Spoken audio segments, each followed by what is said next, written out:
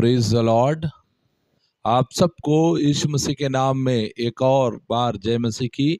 आज के सुबह परमेश्वर आपको आशीष दे, अनुग्रह करे, कृपा करे। और आज हम परमेश्वर के वचन को रोमियो की पत्री के अध्याय 2 उसके 21 वचन से हम सीखने जा रहे हैं।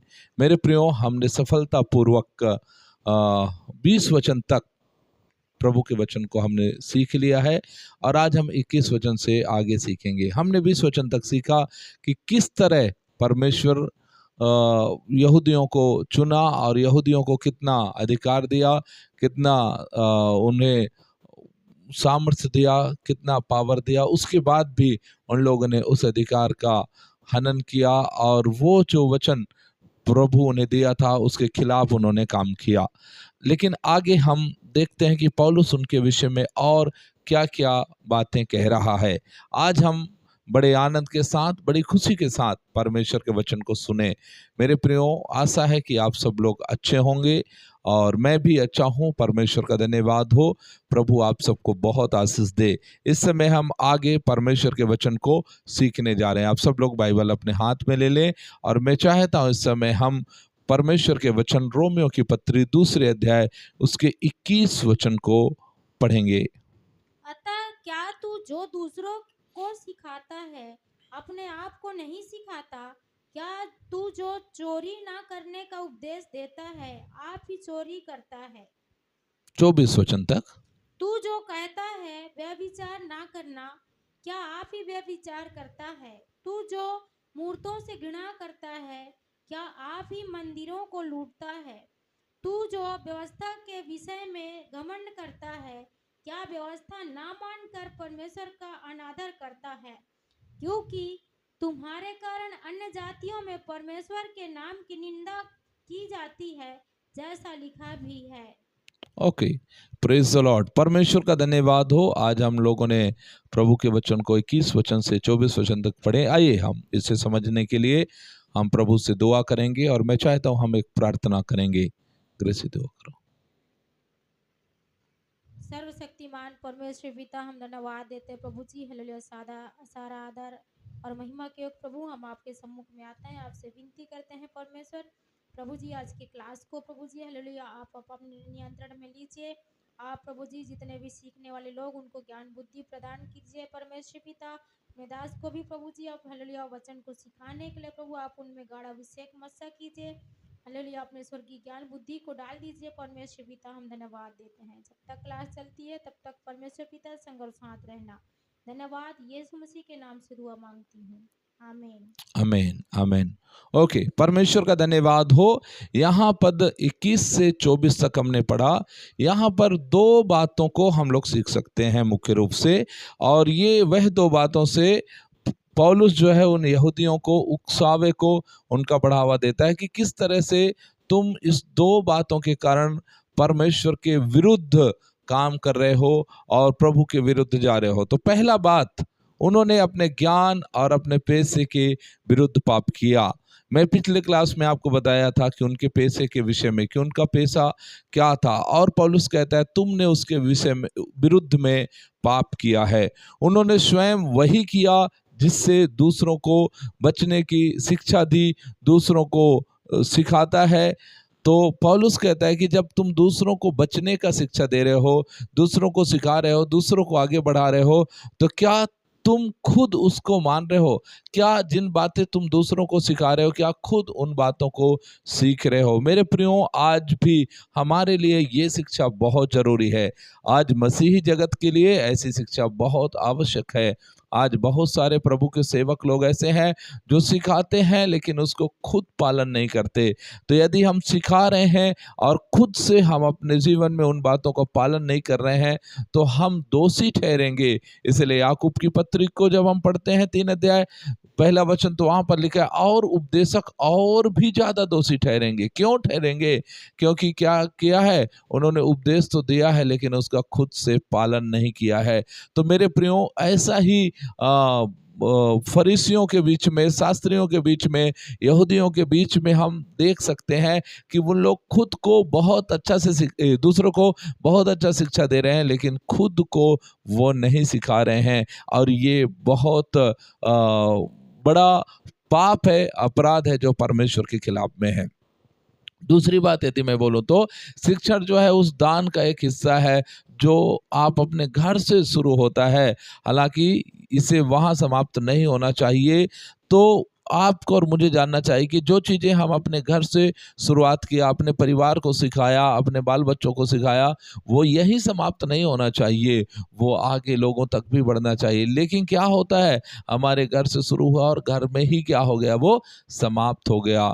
एक बार बहुत बड़े प्रभु के दास के विषय में वहाँ का जो है उनके बच्चे को स्टेज में बोलने के लिए बोला गया कि आप अपने पिताजी के बारे में कुछ बात बोले। उस बच्चे ने खड़े होकर के सिर्फ एक बात बोला कि मेरे पापा जैसे वो यहाँ है, चर्च में है, वैसा ही वो घर में है, उनका स्वभाव बिल्कुल चेंज नहीं है।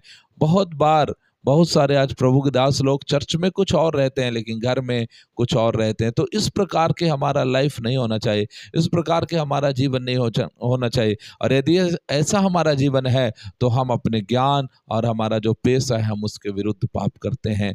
क्योंकि जो हमारा पेशा है, जो हमारा ज्ञान है, केवल वो चर्च तक सीमित नहीं है, वो दूसरों को सिखाने तक सीमित नहीं है, नहीं, वो हमारा लाइफ है। एक प्रभु के दास ने कहा कि मैं मसीही जीवन जीता हूँ, ये मेरा मसीह की सेवा करता हूँ, ये मेरा जॉब नहीं है, ये मेरा काम नहीं है, बल्कि ये लाइफ है मेरा, ये जीवन है। हाँ मेरे प्रियो, हम मसीह में जो जीवन जीते हैं वो हमारा जीवन है और कहीं ना कहीं आपको और मुझे उस जीवन में आगे बढ़ना चाहिए। ओके, तो हम यहाँ पर हम देख सकते हैं कि फरीसियों का पाखंड कितना था। उन्होंने जैसा सिखाया और वैसा उन लोग खुद नहीं किया। इसलिए प्रभु यीशु मसीह भी मत्ती रचित सुसमाचार उसके 23 अध्याय और 3 वचन में उन लोगों को पाखंडियों के विरुद्ध चेतावनी देता है। मैं चाहता हूँ उस वचन को हम लोग पढ़ेंगे। हे कपटी शास्त्रियों और फरीसियों, तुम पर हाय, तुम विधवाओं के घरों को खा जाते हो और दिखाने के लिए बड़ी देर तक प्रार्थना करते रहते हो, इसलिए तुम्हें अधिक दंड मिलेगा। यहाँ पर देखिए लिखा है कि उन लोगों का पाखंड कितना ज्यादा है कि उन लोग विधवाओं के घर को खा जाते हैं, दूसरों को दिखाने के लिए प्रार्थना करते हैं, लेकिन उनका खुद का जीवन देखना चाहिए तो उनका खुद का जीवन कितना गिरा हुआ है। उनका खुद का जीवन बिल्कुल अच्छा नहीं है। जो खुद पर विश्वास नहीं करते उन पर कौन विश्वास करेगा। उनके नियम से ज्यादा उनके उदाहरण शासन करेंगे। यदि हम जो लोगों को नियम सिखा रहे हैं वो अच्छा है, लेकिन उससे ज्यादा हम यदि उस पर चलते हैं तो वो सामने वालों के लिए और अच्छा है। इसलिए बड़े ध्यान से आज आप समझिए वचन को कि आप जो सिखाते हैं, आप जो बताते हैं, वो आपके जीवन में लागू होना चाहिए। आपका स्वयं का जीवन वैसा होना चाहिए। इसलिए मुझे सुनने वाले हर एक विश्वासियों, हर एक सेवकों, प्रभु के दासों, ध्यान दीजिए, आपका जीवन यीशु मसीह का जीवन है। इसलिए आप उसे ना केवल चर्च तक सीमित रखिए बल्कि अपने जीवन में भी उस बात को आप लागू करिए। वचन के सफलता में हम देखते हैं सबसे बड़े अवरोधक वो है जिनका जीवन बुरा है और जिनका सिद्धांत जो है उनके जीवन के खिलाफ में है। मतलब सिद्धांत कुछ और है और जीवन कुछ और है। जो उपदेश पीठ पर इतना अच्छा उपदेश देते हैं कि यह अफसोस की बात है कि वे कभी बाहर आए। कई बार आप और मैं हम देखते हैं कि पुलपिट के ऊपर में बैठ करके एक प्रभु का दास इतना अच्छा वचन सुनाते हैं सॉरी, लेकिन वहां से बाहर आने के बाद उनका लाइफ बिल्कुल चेंज रहता है, बिल्कुल अलग रहता है। तो ऐसा जीवन लोग उनको पुलपिट में देख करके शायद उन्हें बहुत पसंद करते हैं, लेकिन प्रैक्टिकल लाइफ में देखने के बाद लोगों का नफरत उनके प्रति बढ़ जाता है। इसीलिए आपको और मुझे आपको जानना चाहिए कि यदि हम जैसे चर्च में हैं वैसा ही हम घर में रहें। और इसीलिए यहाँ पर पौलुस यहूदियों के जीवन में 3 प्रकार का, विशेष प्रकार का जो पाप है और वो बहुतायत से वो पाप पाया जाता है, उन पापों का प्रेरित पौलुस वर्णन करता है। सबसे पहला पाप है चोरी करना। एक बहुत गंभीर आरोप लगा रहे प्रभु का दास प्रेरित पौलुस उन यहूदियों पर, चोरी करना। यदि मैं चाहता हूं हम भजन की किताब 50 अध्याय उसके 16वें आयत और उसके बाद 18वें आयत को हम पढ़ेंगे। परंतु दुष्ट से परमेश्वर कहता है, तुझे मेरी विधियों का वर्णन करने से क्या काम? तू मेरी वाचा की चर्चा क्यों नहीं करता है? जब तूने चोर को देखा तब उसकी संगति से प्रसन्न हुआ और परस्त्री गमियों के साथ भागी हुआ।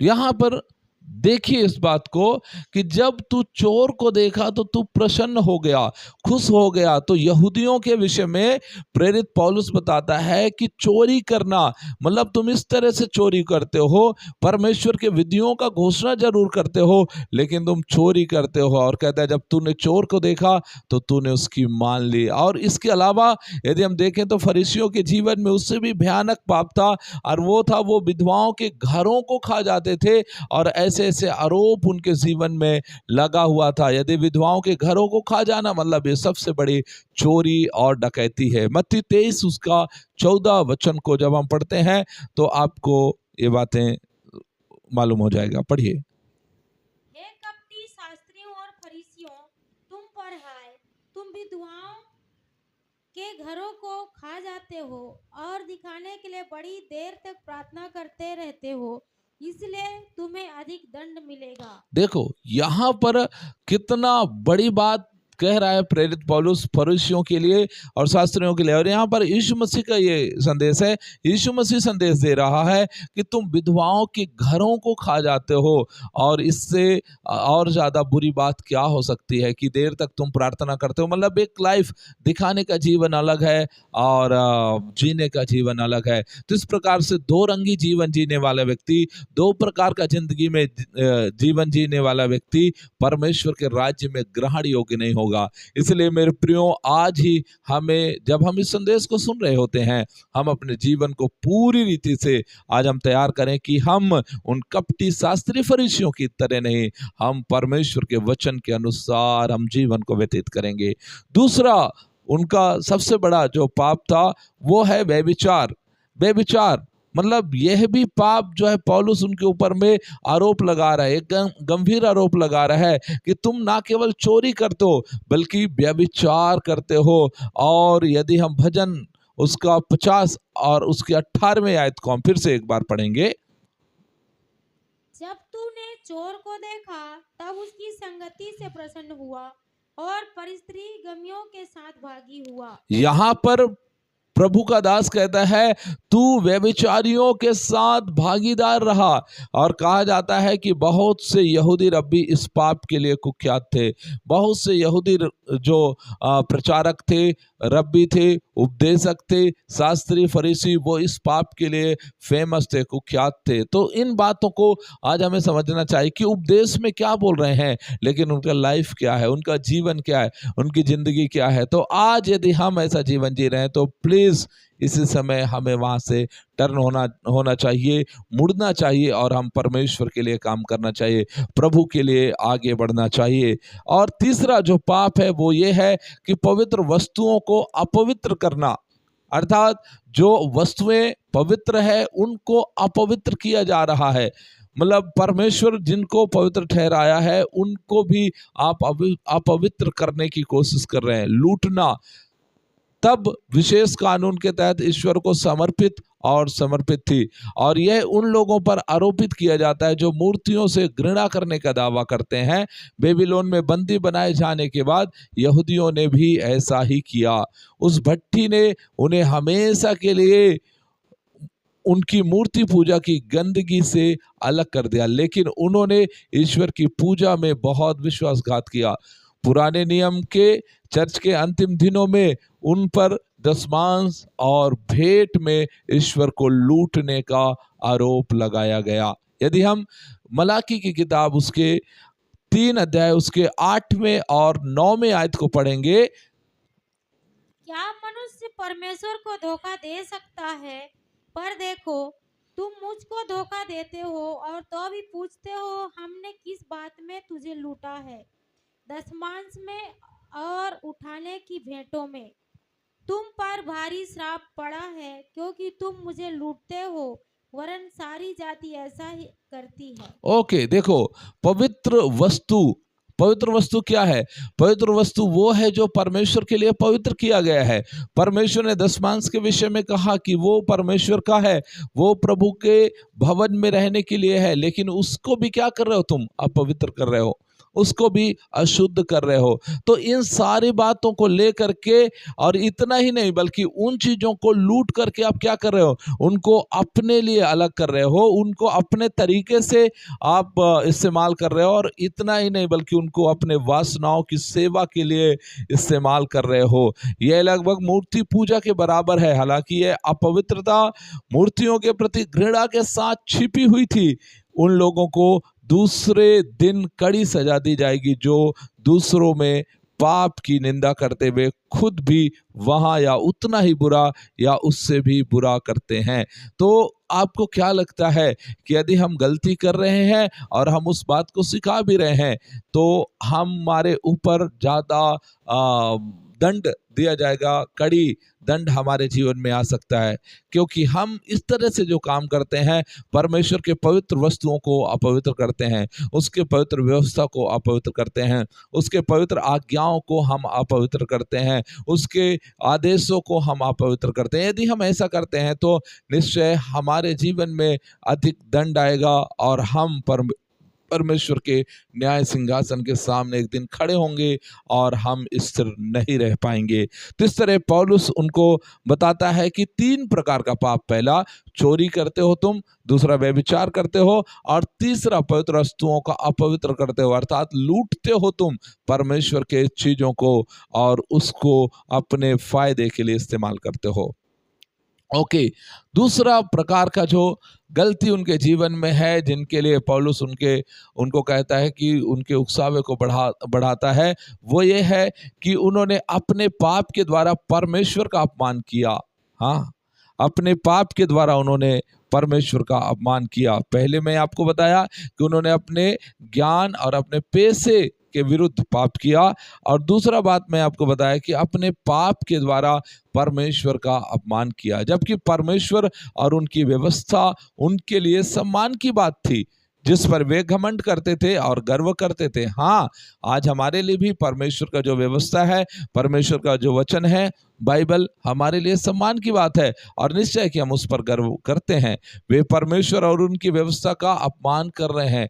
क्यों? क्योंकि उन्होंने बाहर वालों को धर्म का विचार करने का अवसर दिया, मानो वह ऐसी बातों का समर्थन करता हो और उन्हें अनुमति देता हो, जैसे ऐसे निष्कर्ष निकालना उनका पाप है। उनका मतलब साफ है कि बाहर वालों को आप बहुत अच्छा से प्रेजेंट करते हो, प्रभु के वचन अच्छा सुनाते हो, सुसमाचार अच्छा सुनाते हो, यीशु के बारे में अच्छा बताते हो, लेकिन वहीं यदि हम दूसरा लाइन देखें तो आप जिन बातों को लोगों को सिखाते हो उसको खुद तुम पालन नहीं करते हो। यदि तुम खुद पालन नहीं करते हो तो इसका मतलब ये है कि आप पाप कर रहे हो और आप अपने जीवन के द्वारा परमेश्वर का अपमान कर रहे हो। इसीलिए यहाँ पर यदि हम देखें तो वैसा ही यह भी उनका पाप है, जो ऐसे अनुमानों के लिए अवसर देते हैं, और इससे उनकी गलतियां बहुत बढ़ जाएगी। दाऊद के मामले में यह निंदा किया कि उसने प्रभु के शत्रुओं को इस निंदा करने का बड़ा अवसर दिया। यदि हम दूसरा शमूएल 12 अध्याय उसके 14वें आयत को यहाँ पढ़ें, तो भी तूने जो इस काम के द्वारा यहोवा के शत्रुओं को तिरस्कार करने का बड़ा अवसर दिया है, इस कारण तेरा जो बेटा उत्पन्न हुआ है वह अवश्य ही मरेगा। देखो कितना भयानक दंड की घोषणा परमेश्वर का वचन में लिखा है। किसके लिए? दाऊद के लिए, कि तुमने जो काम किया है वो कितना गलत काम किया है। तुमने उसके द्वारा परमेश्वर की निंदा को बढ़ावा दिया है, अवसर दिया है। और परमेश्वर का दास पौलुस यहाँ पर सिखाना चाहता है कि उनके पूर्वज भी उसी प्रकार का पाप किया और उनके ऊपर में भी पाप आरोपित किया गया है। तो ये वह जगह है जहाँ पर इन सारी बातों को हम लोग समझ सकते हैं। तो वो एक हमारे लिए पास्ट है, वो हमारे लिए एक एग्जाम्पल है, उदाहरण है। क्यों ना आज हम उन बातों को अपने जीवन में अच्छी तरह से हम सीखें आगे, क्योंकि उसने यह उन लोगों के लिए लिखा था जिन्हें कानून में प्रशिक्षित किया गया था, अर्थात उन्हें व्यवस्था के बारे में सिखाया गया था। समझाने के लिए मेहनत करते समय उन लोगों से बात करना कुछ हद तक फायदेमंद है जो ज्ञान रखते हैं और शास्त्र से परिचित हैं। देखिए कितना अच्छा है कि यहूदी लोग क्या करते थे, शास्त्र को महत्व देते थे, और उसका कारण ये है कि वो उन बातों को सिखाते थे, उन बातों को प्रचार भी करते थे, उन बातों को लोगों को अच्छी रीति से बताते भी थे ताकि लोग इस बात को समझ जाएं, और ये फायदेमंद था और अच्छा भी था। लेकिन यदि हम देखें यशायाह 52 अध्याय उसके 5वें आयत, इसलिए यहोवा की यह वाणी है कि मैं अब यहाँ क्या करूं, जबकि मेरी प्रजा शेतमेत हर ली गई है। यहोवा यह भी कहता है कि जो उन पर प्रभुता करते हैं वे उधम मचा रहे हैं और मेरे नाम को निंदा लगातार दिन भर होती रहती है। ओके, यहां पर देखिए परमेश्वर उन लोगों से खुश नहीं है, बल्कि प्रभु क्या कह रहे हैं, मेरे नाम की निंदा लगातार होती रही है, दिन भर होते रही है। मेरे प्रियो, प्रभु ने आपको और मुझे क्यों चुना है? ताकि हम उसके नाम की प्रशंसा करें, हम उसके नाम की बड़ाई करें, हम उसके नाम की तारीफ करें। लेकिन यहाँ पर प्रभु के वचन क्या कहता है? प्रभु के वचन कहता है कि उनका नाम, प्रभु का नाम हमारे कारण निंदित हो रहा है, हमारे जीवन के कारण निंदित हो रहा है। आज कितने सारे मसीही लोगों को आप देखो जो शराब पीकर घूम रहा है, लड़ाई कर रहा है, घर में गालियां दे रहा है, गाली गलौज कर रहा है, उसके कारण मसीह को निंदा मिल रहा है, मसीह को निंदित हो रहे हैं। कितने सारे लोग ऐसा है जो प्रभु में आ गया, विश्वास में आ गया, बपतिस्मा ले लिया, और उसके बाद वो संसार के जैसे काम कर रहा है जिसके द्वारा प्रभु को निंदा हो रहा है, प्रभु निंदित हो रहा है। तो आप इस बात को समझिए कि हमारा लाइफ, हमारा जीवन परमेश्वर के प्रशंसा के कारण हो। और आगे यहेजकेल का किताब 36 का 22 और 23 भी हम पढ़ेंगे। इस कारण तू इस्राएल के घराने से कह, परमेश्वर यहोवा यूं कहता है, हे इस्राएल के घराने, मैं इसको तुम्हारे निमित्त नहीं परंतु अपने पवित्र नाम के निमित्त करता हूँ, जिसे तुमने उन जातियों में अपवित्र ठहराया जहाँ तुम गए थे। मैं अपने बड़े नाम को पवित्र ठहराऊंगा जो जातियों में अपवित्र ठहराया गया, जिसे तुमने उनके बीच अपवित्र किया। और जब मैं उनकी दृष्टि में तुम्हारे बीच पवित्र ठहरूंगा, तब वे जाति जान लेंगी कि मैं यहोवा हूँ। परमेश्वर यहोवा की यही वाणी है। ओके, यहाँ पर देखिए इस सारे जगहों में परमेश्वर जो है यहूदियों से, शास्त्रीय परिचयों से खुश नहीं है, बल्कि वो अपने दुखों को व्यक्त करता है, अपनी दर्द को व्यक्त करता है। और दूसरा शमूएल 12 का 14 हमने पढ़ चुका है कि किस तरह वहाँ पर भी प्रभु का वचन का निंदा हो रहा है। मेरे प्रियो, यह एक विलाप है, यह एक दुख की बात है, यह एक रोने की बात है कि जो लोग परमेश्वर का नाम और उसके प्रशंसा के लिए, जो परमेश्वर के लिए बनाए गए हैं, उसके लिए शर्म और अपमान के पात्र होंगे। सोचिए, परमेश्वर आपको और मुझे अपने महिमा के लिए बनाया है, लेकिन हमारा जीवन परमेश्वर के अपमान का पात्र होगा। तो आप आज और मैं, हम इन बातों को सीख रहे हैं, तो मुझे ऐसा विश्वास है कि जब ये बातें आप सीख रहे हैं तो निश्चय है कि आने वाला समय में, आने वाला दिनों में आपके जीवन से परमेश्वर को निंदा नहीं पहुंचेगा, बल्कि परमेश्वर का नाम आपके जीवन के द्वारा महिमान्वित होगा। शास्त्री फरीसी के पापों की सबसे बड़ी बुराई उनके पेशे द्वारा परमेश्वर और उसके धर्म का अपमान करना है। दूसरा, उनके पाप के द्वारा, उनके द्वारा जो है उनके द्वारा परमेश्वर का निंदा किया जाता है, अर्थात वो अपने जीवन के द्वारा पाप कर रहे हैं, तुम्हारे द्वारा निंदा की जाती है, अर्थात तुम इसके लिए अवसर देते हो। यह तुम्हारी मूर्खता और लापरवाही के कारण है। तुम अपने ऊपर जो निंदा लाते हो, यह तुम्हारे परमेश्वर पर प्रतिबिंब होता है और धर्म तुम्हारे किनारों से घायल होता है। शास्त्री फरीसी के लिए सावधानी से चलने के लिए एक अच्छी चेतावनी यहाँ पर पौलुस देता है। तो इस बात को देखिए कि हम जब जहाँ कहीं जाते हैं, जिस जगह में हम प्रचार करते हैं, जिस जगह में हम बातों को सिखाते हैं, हम अपने जीवन के द्वारा परमेश्वर को प्रतिबिंबित करते हैं।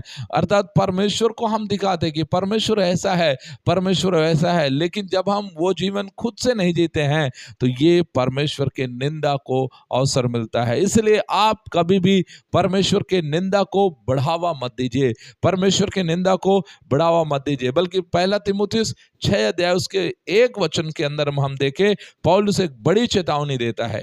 जितने दासता के जुए के नीचे हैं, वे अपने अपने स्वामी को बड़े आदर की ओर जाने, ताकि परमेश्वर के नाम और उपदेश की निंदा ना हो। ओके, परमेश्वर कहता है कि तुम दासता के नीचे हो, तुम परमेश्वर के प्रभुता के नीचे हो, तो तुम क्या करो, उसको प्रसन्न करने के लिए काम करो, उनको प्रशंसा देने के लिए काम करो, उसकी स्तुति करने के लिए काम करो, उसकी आराधना करने के लिए काम करो, ताकि तुम्हारे जीवन के द्वारा परमेश्वर को महिमा मिले, तुम्हारे जीवन के द्वारा परमेश्वर के नाम की निंदा ना हो। आप इन बातों को अपने जीवन में बसाइए, आप इन बातों को अपने जीवन में स्वीकार करिए कि किस तरह हमारा जीवन परमेश्वर के महिमा का कारण है, किस तरह हमारा जीवन में प्रभु को आराधना मिल रहा है, किस तरह हमारे जीवन में परमेश्वर की स्तुति हो रही है।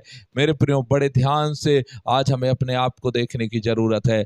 आज ये रोमियो की पत्री के अंदर में प्रेरित पौलुस यहूदियों को टारगेट करके जो बात कर रहा है, मैं आज इन बातों को जब अध्ययन कर रहा हूं और साथ में आप भी मेरे साथ में अध्ययन कर रहे हैं, आप इस बात को समझिए कि केवल यहूदियों के लिए नहीं है, बल्कि आज के मसीही जगत के लिए है। आज भी हम अपने आस पास में जो प्रभु के लोग हैं, उनके जीवन को हम देखते हैं, उनके जिंदगी को हम देखते हैं कि किस तरह उनका जीवन चल रहा है। मेरे प्रियो, यदि आज हम इस बात को सीख गया तो निश्चय है कि हम दूसरों के लिए उदाहरण बन जाएगा, दूसरों के लिए एग्जाम्पल बन जाएंगे और दूसरे लोग हमारे जीवन के द्वारा सीखेंगे। तो क्यों ना, मैं कहता हूं, आज ही हमें निर्णय लेना चाहिए कि किस तरह हम परमेश्वर के वचन को आगे बढ़ाएं, किस तरह हम परमेश्वर के वचन को ऊंचा उठाएं और किस तरह हमारा जीवन परमेश्वर के महिमा के लिए होना चाहिए। मैं आज आपको सिखाया कि सबसे पहला चीज मैं आपको बताया कि किस तरह परमेश्वर का दास यहां पर सिखा रहा है कि उन लोग अपने ज्ञान और अपने पैसे के विरुद्ध पाप किया। मैं फाइनल करने जा रहा हूं, आप बड़े ध्यान से सुनिए कि हम अपने ज्ञान और अपने पैसे के विरुद्ध पाप किया है। हम मसीहों का पैसा क्या है? हम मसीहों को बड़े कमांड मिला है, ग्रेट कमांड मिला है। वो कमांड क्या है? वो कमांड है कि हम परमेश्वर के वचन का प्रचार करें। तो परमेश्वर का वचन का प्रचार करना, ना केवल हम वचन को उनको सुनाना है, बल्कि हमारा लाइफ, हमारा जीवन भी उनके प्रचार के लिए होना चाहिए, हमारा जीवन भी उसके प्रचार के लिए होना चाहिए। पौलुस कहता है, तुम मसीह के पत्री हो। हाँ प्रियो, आप और मैं, हम यीशु मसीह के लेटर हैं। हमारे जीवन के द्वारा मसीह को प्रचार होना चाहिए। तो यहाँ पर पौलुस पहला चीज उनको बताता है कि उन्होंने अपने ज्ञान और अपने पैसे के विरुद्ध पाप किया। क्या आज आप अपने ज्ञान और अपने पैसे के विरुद्ध पाप तो नहीं कर रहे हैं? क्या आप जो दूसरों को सिखा रहे हैं, क्या स्वयं उस काम को कर रहे हैं? क्या दूसरों को आप जो बातें सिखा रहे हैं, क्या वो बातें आपके भी जीवन में आ रहा है? यदि आपके जीवन में नहीं आ रहा है तो सुधर जाइए, क्योंकि यदि परमेश्वर यहूदियों के खिलाफ खड़ा हो सकता है तो परमेश्वर मसीहों के खिलाफ भी खड़ा हो सकता है। क्योंकि पौलुस 11वें वचन के अंदर में जिस बात को उसने बोला है कि परमेश्वर पक्षपात नहीं करता, तो वो किसी से भी पक्षपात नहीं करेगा। जब उसने यहूदियों की जगह में अन्य जातियों को आशीष दे रहा है, अन्य जातियों को आशीष दे सकता है, तो यहूदी जिस तरह पाप किया, अन्य जाति यदि वही पाप कर रहा है तो उसका सजा अन्य जाति को भी मिलेगा। दूसरी बात मैं बताया कि उन्होंने क्या क्या पाप किया। उन्होंने चोरी किया, उन्होंने व्यभिचार किया और उन्होंने पवित्र वस्तुओं को अपवित्र किया। और इतना ही नहीं, दूसरा बड़ा पाप उन्होंने किया कि अपने पाप के द्वारा परमेश्वर का अपमान किया। मतलब जो काम किया वो तो किया, लेकिन उसके अलावा उन्होंने अपने पाप के द्वारा परमेश्वर को अपमान किया, परमेश्वर के विरुद्ध में गया, परमेश्वर के विरुद्ध में काम किया। तो आज आप और मैं, हम अपने पाप के द्वारा परमेश्वर को अपमान ना करें, हमारे जीवन के द्वारा परमेश्वर निंदित ना हो, बल्कि हमारे जीवन के द्वारा हमेशा यीशु मसीह को आदर, महिमा, गौरव, मान, सम्मान सभी बातें उसको मिलते रहे। इसलिए बड़े आनंद के साथ हम खुशी मनाएं, बड़े आनंद के साथ हम प्रभु को आराधना दें। हम एक दूसरे को मिलते हैं, जब हम मुलाकात करते हैं तो ना केवल शब्दों से बल्कि अपने आचरण से भी, अपने चाल चलन से भी हम मसीह को प्रकट करें, मसीह को प्रदर्शित करें। मेरे प्रिय, ये बातें जो आज आप सीख रहे हैं, यदि ये बातें आपके जीवन में उतर जाएगा तो निश्चय हम मसीह के लिए एक बड़ा आशीष का कारण होंगे और लोग हमारे द्वारा प्रभु के पास खींचे चले जाएंगे। हमारे जीवन के द्वारा इस निंदा नहीं होना चाहिए, हमारे जीवन के द्वारा प्रभु को निंदा नहीं मिलना चाहिए, बल्कि हमारे जीवन के द्वारा परमेश्वर को प्रशंसा होना चाहिए। धन्यवाद। प्रभु आप सबको बहुत बहुत आशीष दे। आज का दिन परमेश्वर का वचन हम यहीं तक सीखेंगे, कल हम वचन 25 से आगे हम सीखेंगे। प्रभु आप सबको महिमा दे। धन्यवाद।